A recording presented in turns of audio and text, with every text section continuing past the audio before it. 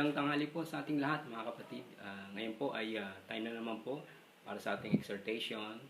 Tapos po nito mag-resume na po ulit tayo, God willing, sa Monday po. Ang text po natin sa umagang ito ay sa Psalm 126 at ang verse po ay sa verse 5 at sa verse 6. Sabi po, those who sow with tears will reap with songs of joy. Those who go out weeping, carrying seed to sow, will return with songs of joy, carrying sheaves with them. Amen. Ito po ang salita ng Lord na ating pagbubulayan. At ang title po natin sa araw na ito ay We Are God's Sowers. We are God's Sowers. Amen ho. Ako po elementary pa. Naalala ko po noon, grade 4. Meron po kami grade 4, grade 5, meron po kaming parang extracurricular activity pa tawag doon. Meron po kaming gardening, no? So doon po sa likuran ng school namin, yung sa compound, nagtatanim po kami, no? Nag-aayos kami ng mga plot, tinatanim namin. Minsan pechay, no? Ano po tinatanim namin? Naalala ko lang pechay, no? So excited kami magtanim, binubungkal namin yung lupa, nagawa kami ng plot. Tapos ang problema, biglang magtatag-ulan, babahain yung lugar namin, ng school. Kaya, ayun, mamamatay din yung halaman. Kaya kung nasabi yan, yung time na yun, nahirapan kami, mga bata pa kami, hirap pala magtanim, hirap pala mag-gardening. Amen ho? Ang mga kapatid, ang pag-usapan po natin ay about sowing and reaping. No? About sowing and reaping. Yung pagtatanim at pag-aani. Okay po? The principle of sowing and reaping applies to everyone in all aspects of life, including the spiritual side of life. Amen ho? So ang sowing and reaping po ay applicable sa lahat, no ho? Number 1, sowing and reaping is a universal principle. Amen ho? So it is true in the realm of building a career or a future, in engaging to excel in sports, in establishing strong business or enterprise o anumang bagay under the sun na meron mong na human interest, mga kapatid, lagi po involved kadalasan ang principle ng sowing and reaping. So ang isang nag-ambisyon na maging magaling, maging very successful sa kanyang career, dapat magtanim siya, mag-effort siya, gawin niya lahat ng bagay para mag-excel sa kanyang career. Ganun din po mga nasa sports, no? Kung gusto mo mag-excel, kung gusto mo maging number 1, manalo ka palagi, maging very popular athlete ka, kailangan ng magtatanim ka, magte-training ka, magpapawis ka, ibibigay mo ang 100% mo para sa iyong sports. Otherwise, pag hindi ka nagtanim, hindi ka karoon ng ganong mga effort, hindi ka magiging magaling. Naintindihan po natin. So lahat po yan, no? Ang principle of sowing and then reaping later on ay applicable po sa lahat. Nangyayari yan sa daigdig. Pero it is also true in the spiritual aspect or activities of our life. Nasabi po sa Galatians chapter 6 verses 7 and 8, do not be deceived, God cannot be mocked.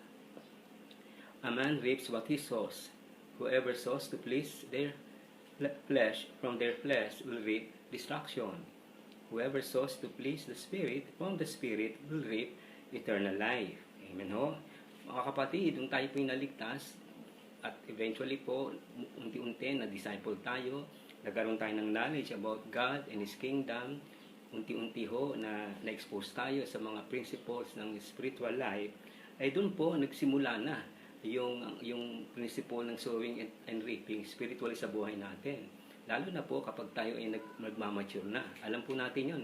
Kung kailan yung event sa buhay natin na kung saan naging medyo seryoso na tayo, nakita na natin, naintindihan na natin ang full impact kung ano maging Kristiyano. Alam po natin yun. Alam natin kung kailan yun. No? At nagsimula yun doon, nung nagkaroon tayo ng knowledge na intindihan natin, lalo ang Christian life, umepekto na po sa atin ang principle of sowing and reaping. Amen ho? So, lahat tayo bilang mga Kristiyano, kahit sino man tayo, dahil tayo mga anak ng Diyos, tayo po ay involved sa sowing and reaping. Amen ho? At dapat po ito ay seryosohin natin kasi napakahalaga po nito sa buhay natin, sa relasyon natin sa Diyos. Ayo. So, number 2. Sa number 2 po, sowing and reaping is hard work. Okay ho? Sowing and reaping is hard work. Una po, it requires patience and determination. Ayun ho. Sabi po sa scriptures, James chapter 5 verses 7 and 8. Be patient then, brothers and sisters, until the Lord's coming. See how the farmer waits for the land to yield its valuable crop, patiently waiting for the autumn and spring rains.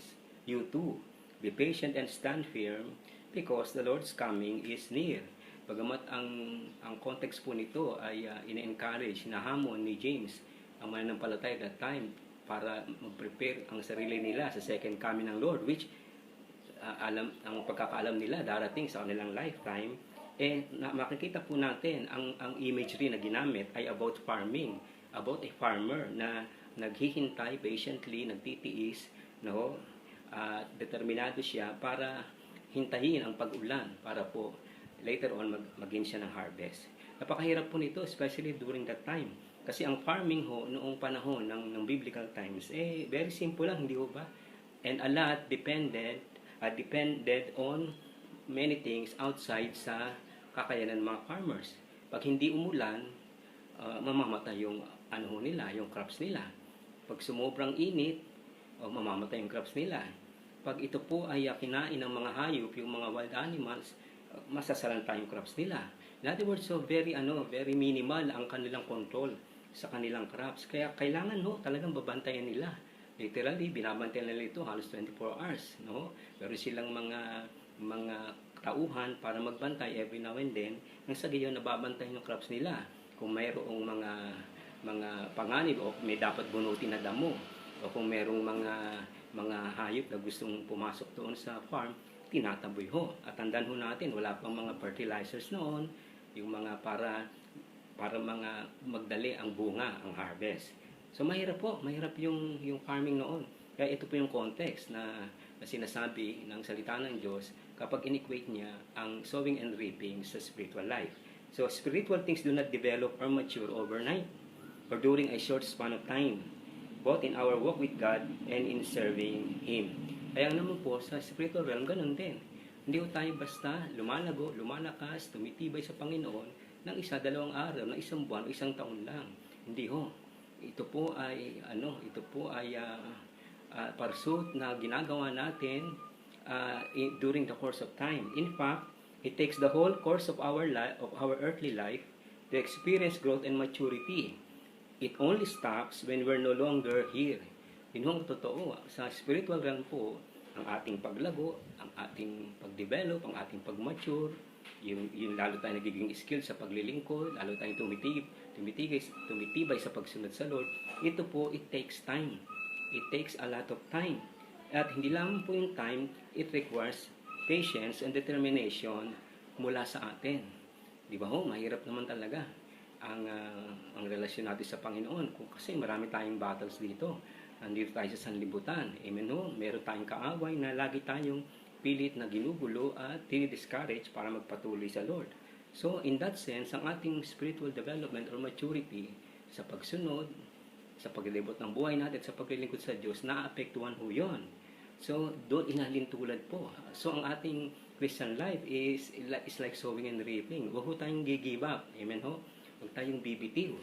At alam natin lahat yan. Minsan, gusto na natin lumiba, gusto na natin magpahinga kasi ang hirap naman. Trials dito, trials doon, needs dito, needs doon. Amen ho? Maraming dumarating sa atin as we follow the Lord, as we serve the Lord. Pero kailangan ho, sabi, dahil hard work, ang sowing and reaping, kailangan ho, patient tayo at determined tayo. Amen ho? Sabi pa rito, it requires not only patience and determination, but it requires hard work. A farmer knew this too well. It takes a lot of preparation before the soil is ready to receive the seeds. Kailangan i-cultivate, kailangan talagang palambutin yung lupa. Walang mga technological advancement sa farming that time, kaya umaasa lamang po ang mga farmers that time sa physical strength, physical strength, kung anong strategy ang kaya nila na pinakasimple, at ang pinakamos na tulong nila ay yung mga oxen, no? Yung mga ox na malalaki para tulungan sila sa pagbungkal ng lupa. So, sabi natin, it requires hard work, lalo na ang farming that time. Kung mahina ang katawan ng isang farmer, mahihirapan siya. So, kailangan, umulan man, umaraw, kailangan nandun siya sa field. Ginagawa niya ang lahat para ma-ensure ang harvest sa tamang panahon. Sabi po sa 1 Corinthians chapter 3 verse 6, I planted the seed, Apollos watered it, but God has making it grow. Although ang context po nito ay hindi maganda, yung division sa church, yung nagkakaroon ng personality cult, ang taga-Korinto, kung sino mas magaling na leader nila, pero nananatili ang katotohanan, ang ginamit po ni Paul na imagery ay farming din, di ba? About sa pagtatanim. Kasi sinasabi lang, mahirap po sa pagtatanim yung mag-ano ka lang, yung magtubig, hindi ba? Kasi wala namang mga nawasa doon. Hindi naman lahat ng farm noon may irrigation. So talagang sila po ay umiigib ng tubig. Yung pag-igib pa lang ng tubig, during that time, lalo kung walang ulan, mahirap na ho yun. Mahirap din po yung nagtatanim. Mahirap din ho yun nung panahon yun. So sinasabi lamang po na talagang kailangan ito ay hard work. So sa ating Matthew 13:26-27, bago po yun. When the weeds sprouted and formed heads, then the weeds also appeared. The owner's servants came to him and said, Sir, didn't you sow the good seed in your field? Where then did the weeds come from? Alam po natin ang context ito about yung parable of the kingdom. Well, ang implication lamang po nito, mga kapatid, again, yung farming, di ba? Yung agriculture, yung hirap nung servant. Sabi niya, hirap na hirap po tayo, sir, magtanim dito, nahirapan kami bago may mga damo. Sino kaya nag-ano noon? Alam po natin, ito'y parable about yung kingdom ng Diyos, kung paano ito ay pinipilit na pigilin ng diablo. Ang sinasabi lamang natin sa Old Testament sa New Testament, ito pong sowing and reaping is laging analogous ito sa Christian life as a spiritual life natin. Mga kapatid, when we are serious in our walk with God, it would be difficult. But if we are not, then it's easy. Ganun lang mo yun. I still believe, mga kapatid, mahirap po ang ating pagsunod sa Diyos, ang paglilingkod. Naniniwala ako doon. Pag seryoso tayo, pero pag di tayo seryoso, ay madaling nga lang. Halimbawa, ganito. Kung ang pagsunod natin sa Diyos, sway-sway lang, pwede tayong hindi magbuli ng salita ng Diyos, pwede hindi tayo manalangin, basta alam natin, Christian naman tayo, basta paglinggo, nasimba tayo. In that sense, easy lang. Hindi ko ba? Pero, hindi tayo serious. Pag serious po tayo sa Diyos, mararanasan natin that it is hard, it is difficult, and it requires patience and determination. Amen, no? Kung halimbawa ako, mag-exhort sa inyo, gagawa ng sermon, yung hindi na ako mag-aaral, hindi na ako magpe-prepare, easy nga lang. Tama ho ba? O halimbawa, kung ikaw ay mag-a-usher sa church, usher lang naman yun, sulat mo lang yung pangalan ng visitor, tapos dadali mo sa loob, igagawin mo sa loob, okay na yun. Madali nga. Kung tayo maglilinis sa church, halimbawa, linis lang naman, dakot ka dito, walis ka doon, in other words, basta makalinis lang, madali nga. Kung ikaw ay worship leader, ikaw ay musician, at ikaw po ay tatayo para mag-minister, hindi ka na mag-prepare gaano, magaling ka naman kumanta, magaling naman ako tumugtog, madali nga. Pero kasi hindi tayo seryoso. Pero pag seryoso tayo, mga kapatid, mahirap. Kasi it requires time, it requires determination, it requires our heart, it requires our effort para po maintindihan natin that spiritually, ang mga bagay-bagay ay hindi madali. It is like farming. It is like a farmer sowing seed, preparing the soil to cultivate, and during the preparation, itatanim ang seed, tapos babantayin pa niya, hihintayin ng ulan, at kailangan hindi siya mainip, kailangan determinado siya, babantayin niya kung merong sisilang mga hayop, sisira doon sa crop. Naintindihan ho natin, kung may pesing darating, lalong mahirap. So gagawa siya ng paraan para ang kanyang crop ay maprotektahan. Ganun din po, kung seryoso tayo sa buhay Kristiyano natin, sa relasyon natin sa Diyos, then ang pag-preach ko, ang pag-exhort ko, ay dapat paghahandaan ko. At mahirap yun, hindi yun madali. Pero kaya ko gagawin yun kasi seryoso ako sa buhay Kristiyano ko. At kayo din. Kayo man ay nasa worship team, kayo naman ay nasa CBS, sa Sunday School, sa ushering ministry, sa outreach natin tuwing Martes, sa paglilinis, wala sa multimedia, sa youth organization, sa LPF, di ba mga kapatid, sa men, sa women's, whatever, saan tayo naglilid, saan tayo ginagamit ng Lord. Madali lang yan kapag hindi tayo seryoso. So hindi na kailangan ng determination. Hindi na kailangan ng hindi na tayo farmer in that sense. Para na lang tayo isang executive na nakaupo, pakuya-kuyakoy sa ating relasyon sa Diyos. But hindi yun ang analogy. Ang analogy ay isang farmer, hardworking farmer, a patient farmer, a determined farmer who will do everything so that his crop, the moment he planted it, will ensure a greater harvest pagdating ng panahon. Amen, no? So we might as well ask ourselves, seryoso ba ako sa aking relasyon sa Lord, sa aking paglilingkod sa Panginoon? Pag seryoso ako, then it is hard. It is difficult. Kailangan determined ako, kailangan serious ako, kailangan may patience ako. Kung hindi naman, okay lang. Hindi ko na kailangan ang ganitong mga requirement ng isang farmer. Kasi madali lang naman pala. Naintindihan po natin mga kapatid. And number 3, it results in a harvest in due time. Okay ho? It results in a harvest in due time. Mga kapatid, yet the harvest is preceded by toils or burdens. Amen ho? Sabi sa verse 5 ng ating passage, those who sow with tears, okay ho? Verse 5. And then sa verse 6, those who go out weeping. Amen ho? So ano sinasabi dito? Darating yung harvest. But before the harvest comes, alam ito ng mga farmers, mag-i-invest muna sila ng effort, ng sacrifices, ng determination, ng patience, and even tears. Even pains, even hearts inside them. Biro nyo, na-prepare na lahat ng lupa, no? Hinintay lang nila yung dalawa kasi ang ulan sa Middle East that time, sa Palestine. Yung early rain at yung latter rain. Yung early rain, kailangan nila para pagtanim ng crop, malambot yung lupa, mas madali tumubo. Pero kailangan din nila ang latter rain kasi sunny, di ba dry ang season sa Middle East.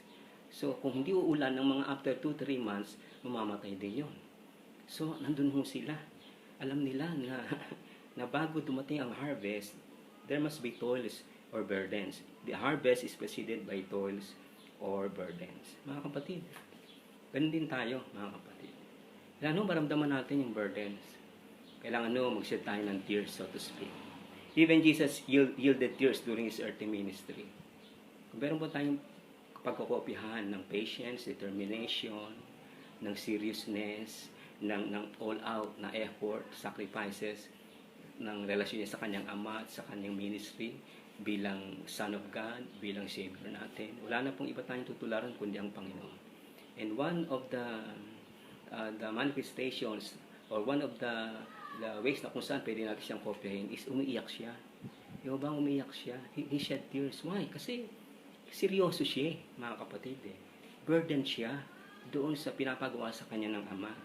Nung umiyak siya sa tomb ni Lazaro, amen, umiyak siya. Nakita yun na Mary at Martha, nakita yun ng mga religious leaders, ng mga tao. He shed tears. Noong pong siya ay nasa taas ng Jerusalem, at sabi niya, nagshed siya ng tears, Jerusalem, Jerusalem. Kung alam nyo lang kung paano ang isang inahing manok, ginagather niya ang kanyang mga sisiw para sila ay proteksyonan. Ganun din ako. Narito ako para kayo ay lingapin, para kayo ay mahalin, para kayo ay bigyan ng proteksyon, pero ayaw ninyo. And he shed tears. Why? Kasi seryoso siya sa relasyon niya sa kanyang ama, seryoso siya sa ministry niya dito sa atin. Amen ho? And there are times hindi siya nagsashed ng tears. Pero whenever the text says, and he was moved with compassion, alam ko nababasa niya yan many times sa gospel account. And he was moved with compassion. Nakita niya ang mga tao para silang mga sheep na walang shepherd. Hindi man siya nagshed ng tears literally, but his heart was crying. His heart was shedding tears. Amen. No? Bakit ganun ang Panginoon? Kasi alam niya mismo that ang spiritual life, spiritual ministry, spiritual engagement, spiritual commitment is like a farmer. You will sow in tears. You will sow in tears. You will sow in hardship. You will sow in many things that will challenge yung ano mo, yung resolve mo. Alam po yan ng Panginoon. Sa Garden ng Gethsemane, umiiyak siya. Umiiyak siya para sa atin. Amen. He shed tears. Amen, mga kapatid. Tears are necessary part of our walk with God and in our service to Him. Ano mga kapatid, dapat maranasan natin ito. Ako bilang pastor, bilang inyong pastor, ako ay naiyak, no? Naiyak ako, literally naiyak ako may times. Di ba? Kahit naman kayo, di ba? Minsan sa prayer natin, meron kayong birthday, minsan hindi na tayo makapag-pray, naiyak na lang tayo. Why? Kasi mabigat, di ba? Meron tayong gustong dalhin sa Lord. Lord, may sakit ang anak ko, parang merong problemang mabigat sa family ko. Ako, Panginoon, mukhang nanganganib yung trabaho ko. And there are times, di ba? Hindi tayo makapag-pray kasi yung trust na lang natin ang nagsasabi ng meaning. Ina-unload natin sa Lord through our tears kung ano yung laman ng puso natin. At salamat, basahin ng Lord. Amen ho? Kayang basahin ng Lord. Why? Kasi omniscient siya. Alam niya rin na kapag ang isang tao umiyak, ang kanyang anak umiyak, alam niya na yon. Kasi umiyak din siya. He also shed tears on many occasions and in many reasons and for many reasons, I mean. At ganun din tayo. Maraming reasons ba tayo umiiyak? There are times sa ministry natin, nahirapan tayo. Hindi ba? Umiyak tayo. There are times walang tears pero yung puso natin. Tatayo ka sa harapan. As if okay ka pero may burden ka sa loob. Umiyak ang puso mo. Pero dahil nga mahal mo ang Lord. Hindi ba? Dahil kolik mo yun. Dahil seryoso tayo sa Panginoon. Still, we deliver. Whether you are a worship leader, backup worshipers, musician, di pa tutugtog ka. Minsan ang bigat. Pero gagawin mo yun kasi seryoso ka sa Panginoon. Alam mo pagtatanim yun. May usher, nasa ushering ministry ka, o ba? Nasa head ka ng mga organization, men's, women's, o ba? Ng young people, ng professionals natin. Pero alam mo na meron kang kabigatan. Minsan, umiiyak ka sa loob mo kasi may problema ka. Pero kailangan isagawa mo ang ministry. Kailangan lalo kang lumapit sa Panginoon. Amen ho? In that sense, para tayong, yun ang ibig sabihin. We saw in tears. We are sowing in tears in the ministry. At maganda ho yun. Because only by then, naintindihan natin yung principle ng sowing at reaping. Hindi madali. Hindi mo madali, mga kapatid. Mukha nito. Hindi ba, ilang araw lang ngayon, magpe-prepare na naman tayong lahat for the worship service. Magpe-prepare ako sa mensahe, magpe-prepare ang worship team, magpe-prepare ang musician. Magpe-prepare din naman yung iba sa atin sa pananalangin, yung mag-MC. Amen ho? O ngayon pa lang, kailangan i-prepare natin ang sarili natin. Kung seryoso tayo. Pero kung hindi tayo seryoso, okay lang. Madali nga. Ba't hindi ganon? Ang analogy sa sowing and reaping, hindi kayo isang executive na nakaupo, pakuya-kuyakoy, sa kanyang opisina na may aircon, di ho? Nung sinabi ng sowing and reaping, it is an analogy ng isang farmer na meron nagsasweat siya ng tears, blood, lahat, para lamang sa crops. In the same way sa atin, we shed tears in our relationship with God, in our service to Him, in our walk with Him. Kasi yun talaga yun. Amen o? Yun talaga yun. Makikinig po tayo mga kapatid. Tears tell us that times of pain or burden hits us from time to time. And it's okay to shed tears because we are realizing the seriousness of our spiritual life and calling before God. It is not being emotional. No? Pero kung pagiging emotional ang pag-uusapan, emotional ang ating Panginoon. Emotional ho siya. Nagagalit siya. Di ba? Nalulungkot siya. At ito, sabi ko kanina, naiyak siya palagi. But He was not emotional for the sake of being just emotional. Hindi. May reason yun. May substance yun. In the same with us. Hindi tayo OA pag tayo naiyak. You're just letting God to know na, Lord, nahirapan ako, burden ako. Gusto ko talaga sumunod sa iyo, gusto ko talaga mag-commit sa iyo ng buhay, gusto ko ilibot ang buhay kasi kaya nahirapan ako, Panginoon eh. And then we cry.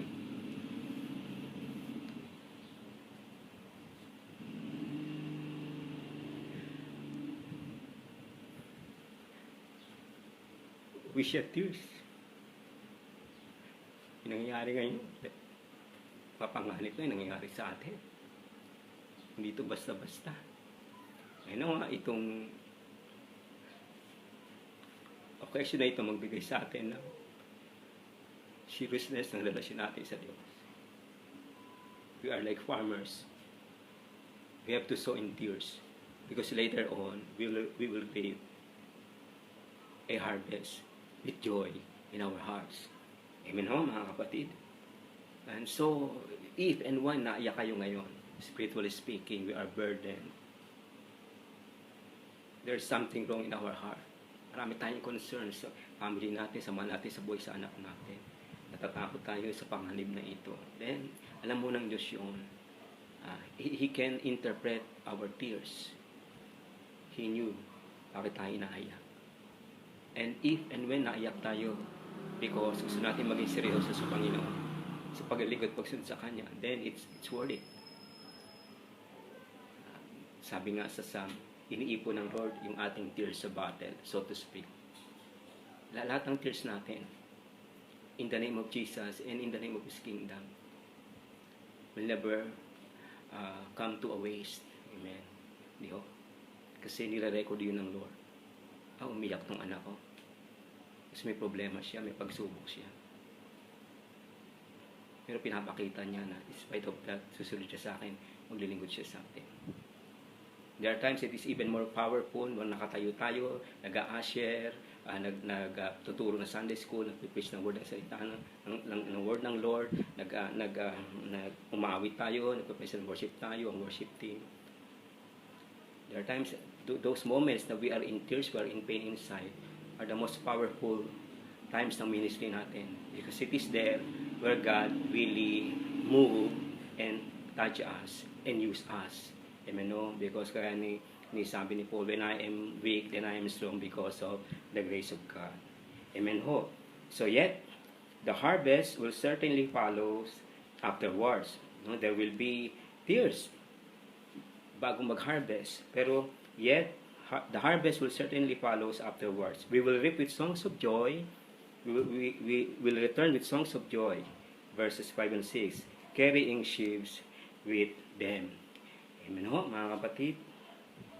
Sabi po sa Isaiah chapter 55, verses 10 to 11.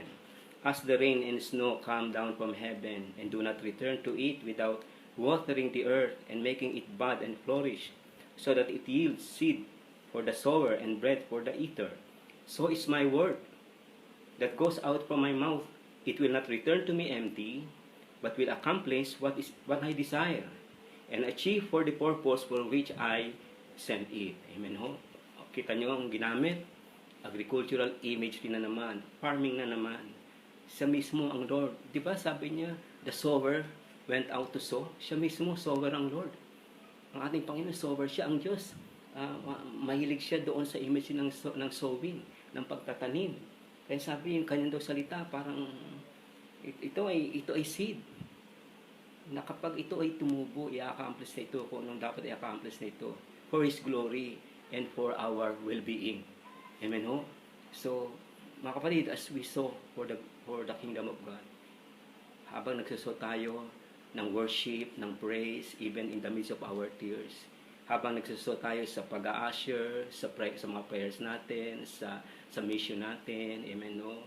Sa pag-handle natin ng men's, ng women's, ng youth, ng young professionals, sa iba't ibang capacity na tayo ay ginagamit ng Diyos, and more importantly, sa mismong buhay natin, sa mismong relasyon natin sa Diyos, tandaan natin, we are sowers. Nagtatanim tayo sa mga eternal na bagay, at hindi ito mababaliwala, at sigurado may harvest tayo pagdating ng panahon. Amen ho? At ang concluding thoughts natin, mga kapatid, like the sowers who sow the seeds sacrificially, patiently and tearfully, yet were overwhelmed with praise and joy during their harvest, the same experience of joy and gratefulness will flood our souls, because the spiritual harvest will surely come. Amen ho? Salamat sa Panginoon. Naalala ko yung kantang, He will come and save you. Di ba? Let's just be patient. Let's just be determined. Let us just wait upon the Lord. Kasi He will come and save us. He will come and save us sa maraming bagay na mahirap ngayon. And when He comes, mga kapatid, sa anumang ways na palalakasin niya tayo, together with that, yung harvest. It could be material, it could be spiritual, it could be anything. Pero ang sigurado, sabi ng Lord, you will reap a harvest if you will not give up. So mga kapatid, sa araw na ito, we are God's sowers. Let us continue to sow things for the glory of God, for the honor of God. And tandaan natin, we will reap a harvest pagdating ng takdang panahon. Maraming pong salamat. Pagpalain tayong lahat ng ating Diyos. Amen.